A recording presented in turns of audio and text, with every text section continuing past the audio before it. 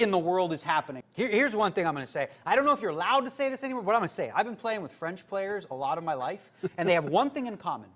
They are creative. Although Tkachev looks interested here, and we can see why as he looks down at ace-king. And yeah, he's definitely not folding. The question is, you know, what size do I go? 4.8. 4.8 is what the 4-bet is to. So I guess he's going small enough that he's trying to say perhaps he would fold to a goulash shove. Like this is my bluff 4-bet size. Yes. Let's think. What is Tkachev's range here? You know, what will this player do? You know, what would he do in his $2, $4, whatever cash Look at game? this. Look at this from Guilbert. The 5-bet with the king 10 off makes it $8,875,000. So like I said, you never know what Guilbert's going to do. Goulash is folding here. Okay? I'll bet a lot of money, but... Shame on me for saying Guilbert was acting with the king 10. This Guilbert has put him in the grinder, yeah, as we like to speak. He put him in the grinder. I did not think coming into today that we would see a 5-bet pre that was a bluff. I call it. So this is very much a bluff. He says call. Okay. He says call. And now we're going to play post. Crucial flop to say the least.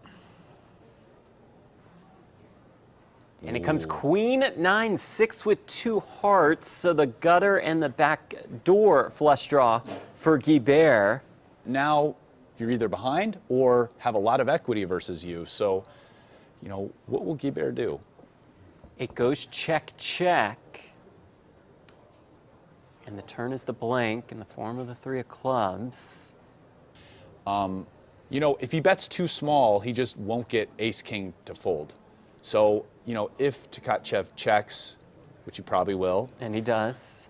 Then Guilbert really has to consider betting here, and I don't think he can go too small. Now, obviously, his opponent only has 3/4 pot left.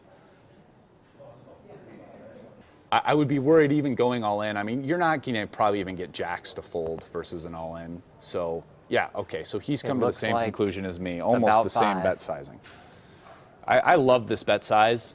It really puts ace high, like ace king, ace jack suiteds, whatever, in a tough, tough spot. You know, they don't have to fold, but good chance they will. There is that fold. What a hand. The chip leader with pocket kings. So the kings and the cutoff, 575. Blinds are still at 125, 250, 250. We took a break mid-level. Oh, no. Oh, wow. Guilbert with aces, a chance to get healthy here, 4-handed. Yeah, the problem is when we have, you know, a sub 50 big blind effective stack, it's really hard to imagine not wanting to put all the chips in the middle. Kind of an unavoidable catastrophe for the kings. I still think it's pretty simple. You have number 1 hand against number 2 hand, and all the money is going to get in. Exactly what Guilbert was hoping to see, the 4-bet. Goulash, on the other hand, betting, hoping to get Guilbert's entire stack in the middle. The car salesman, the ex-DJ. A huge They're coming. Don't knock him over, don't knock him over! Moment here at this final table, and just a call. It was a demonstrative call.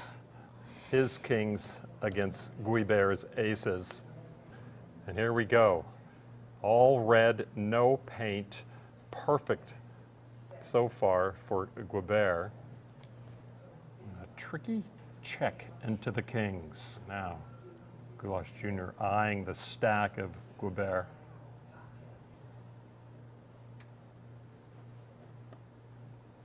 Well, he's going to try again. Is this designed to get all of Guilbert's chips in the middle, this sizing, Maria?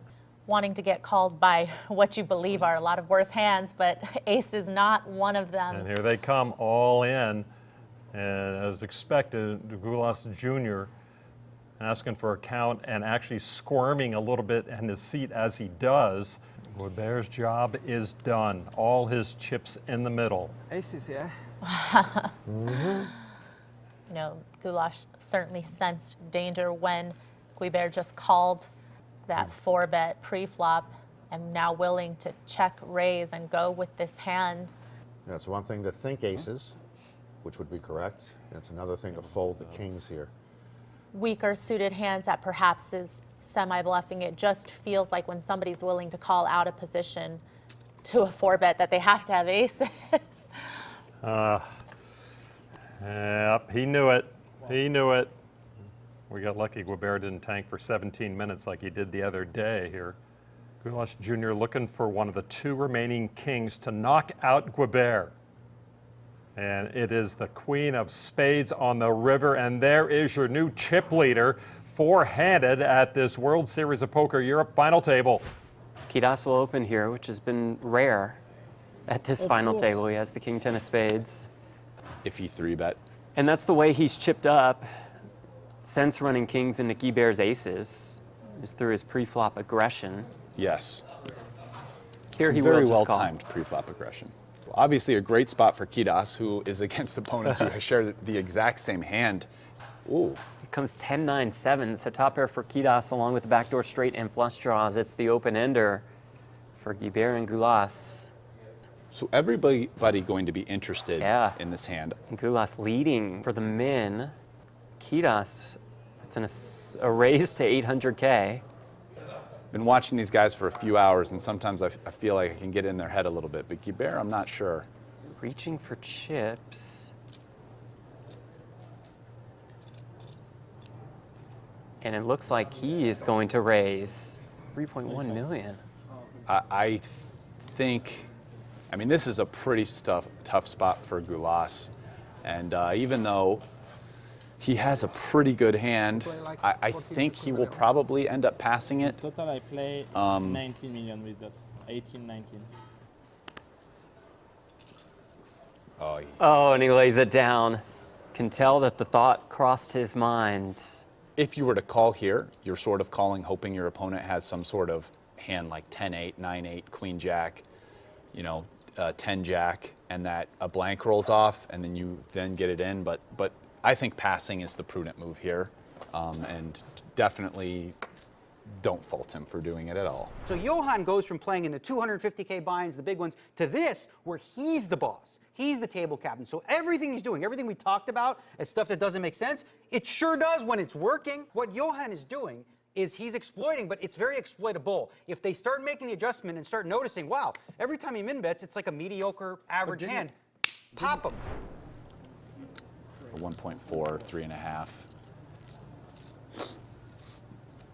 Now, Gulas has a hand that's just good enough here that he can defend and play a pot in position. Gulas has shown a willingness to mix it up and you know, not just roll over. Yeah, he calls, which I think is come a very along for this reasonable one play. with the Jack 9.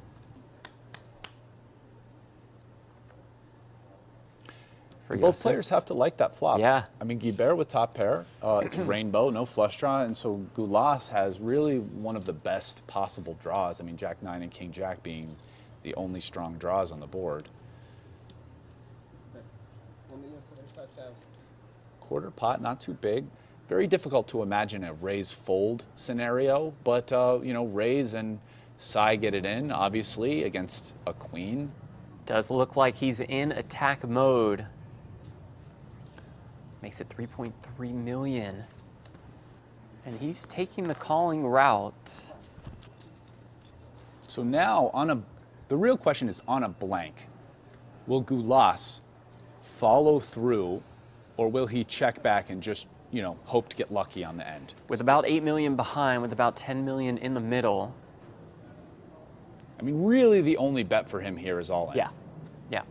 He has 80% pot. There's no other bet size at this point after raising the flop. You're basically saying I have at least top pair with a decent kicker. Check back's optimal, but I still think he goes, and he does go. He says Okay, all he of goes it. for it. I don't expect this to work against top pair.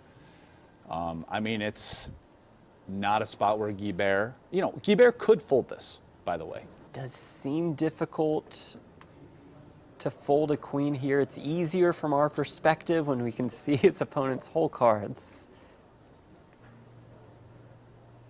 Crucial pot for really everybody involved, including Alexander Tkachev, who's on the sidelines for this one, but there is a 231,000 euro pay jump from third to second that he'd work his way into if Guilbert made the call, if his hand held, and if he eliminated You always Gulas. bluff, and this time I believe you. How can I do?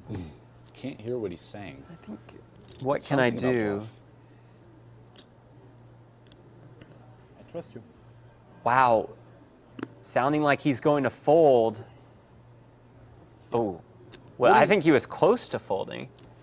I mean, he is thinking that there weren't that many draws on the flop. Right. You know, Jack Yeah. 9 and King Jack being the only draws that really make sense that your opponent might raise and then follow through, you know, other than something that picked up diamonds, you know. That said, he is blocking a queen, right?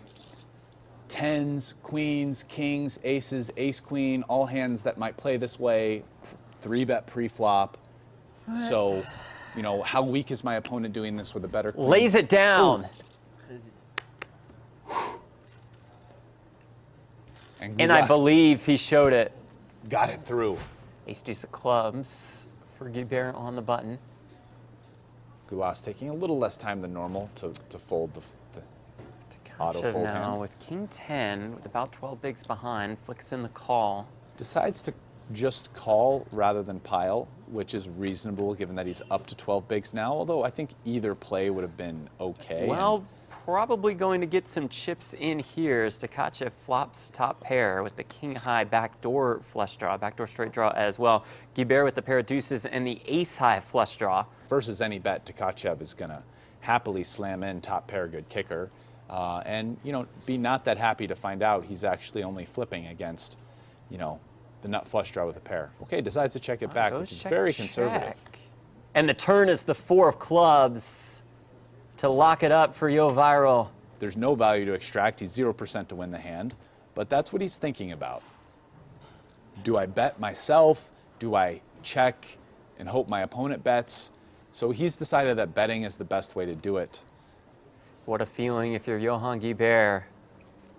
The stone cold nutter butters here. Facing a 1.3 million chip bet. Yeah, Guilbert thinking, well, if I raise here and my opponent has a hand like a 10, a 9, even like a straight draw with a club, probably going with those. But what if my opponent has a hand? He just defended the big blind. Could definitely just see a call here. Yes, I almost expected to see the call here in order to keep in bluffs that Tkachev has.